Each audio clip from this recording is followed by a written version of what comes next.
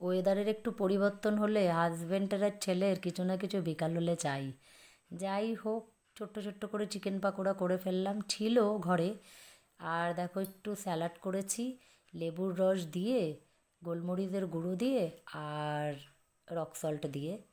এবার দেখো বিকালে একটুখানি খেয়ে টেয়ে ছাদে আসলাম। তোমাদের দেখাই আমার বেগুন গাছগুলোয় বেগুন হয়েছে। এই গাছগুলো না শীতে লাগানো ছিল, শীতে অনেকগুলো বেগুন হয়েছে। এবার মাঝে শীতটা কমে যে গরম পড়েছে, গাছে হয়নি। গাছগুলো কেমন হয়ে গেছিলো, পাতার শাইনিংও চলে গেছিলো। এখন কদিন বৃষ্টি হয় দেখছি আবার বেশ বেগুন ধরেছে। দেখো, কাল পরশু কটা ভাজা খেয়েছি, আবার এইগুলো প্রায় তোলার মতো হয়েছে। পুঁই শাক গাছ।